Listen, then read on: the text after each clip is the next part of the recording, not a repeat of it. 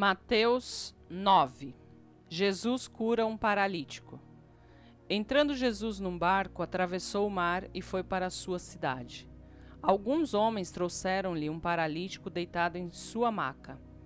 Vendo a fé que eles tinham, Jesus disse ao paralítico: "Tenha bom ânimo, filho, os seus pecados estão perdoados." Diante disso, alguns mestres da lei disseram a si mesmo: "Este homem está blasfemando?" Conhecendo Jesus seus pensamentos, disse-lhes: "Por que vocês pensam maldosamente em seu coração? Que é mais fácil dizer: os seus pecados estão perdoados? Ou levante-se e ande? Mas para que vocês saibam que o Filho do Homem tem na terra autoridade para perdoar pecados, disse ao paralítico: levante-se, pegue a sua maca e vá para casa. Ele se levantou e foi. Vendo isso, a multidão ficou cheia de temor e glorificou a Deus, que dera tal autoridade aos homens. O chamado de Mateus. Saindo Jesus viu um homem chamado Mateus sentado na coletoria e disse-lhe: "Siga-me." Mateus levantou-se e o seguiu. Estando Jesus em casa, foram comer com ele e seus discípulos muitos publicanos e pecadores. Vendo isso, os fariseus perguntaram aos discípulos dele: "Por que o mestre de vocês come com publicanos e pecadores?" Ouvindo isso, Jesus disse: "Não são os que têm saúde que precisam de médico, mas sim os doentes. Vão aprender o que significa isto: desejo misericórdia, não sacrifícios. Pois eu não vim chamar justos, mas pecadores." Jesus é interrogado acerca do jejum. Então os discípulos de João vieram perguntar-lhe: "Por que nós e os fariseus jejuamos, mas os teus discípulos não?" Jesus respondeu: "Como podem os convidados do noivo ficar de luto enquanto o noivo está com eles? Virão dias quando o noivo lhes será tirado, então jejuarão.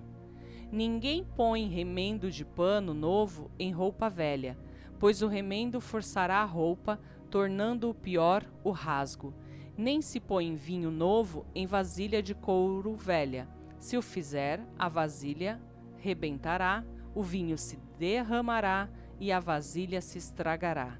Ao contrário, põe-se vinho novo em vasilha de couro nova, e ambos se conservam."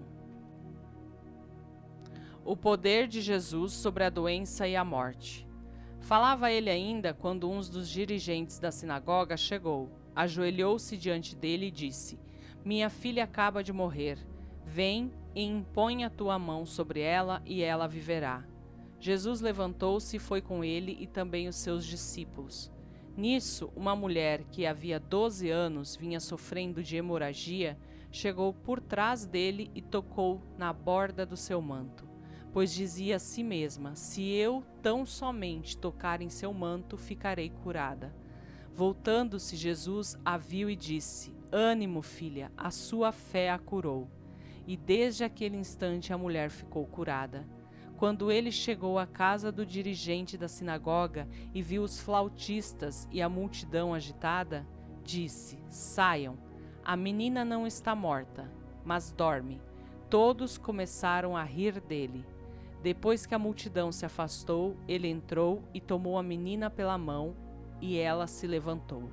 A notícia deste acontecimento espalhou-se por toda aquela região. A cura de 2 cegos e de um mudo. Saindo Jesus dali, 2 cegos o seguiram, chamando: "Filho de Davi, tem misericórdia de nós."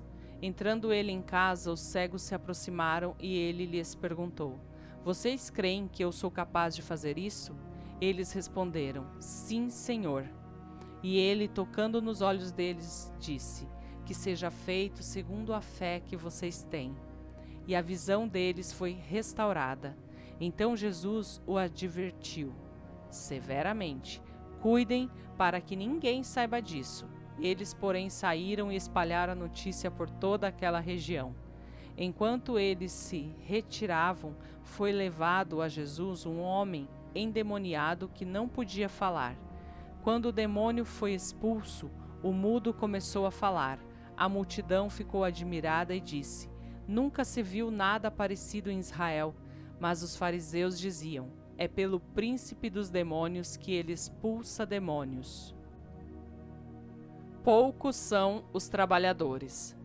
Jesus ia passando por todas as cidades e povoados, ensinando nas sinagogas, pregando as boas novas do reino e curando todas as enfermidades e doenças.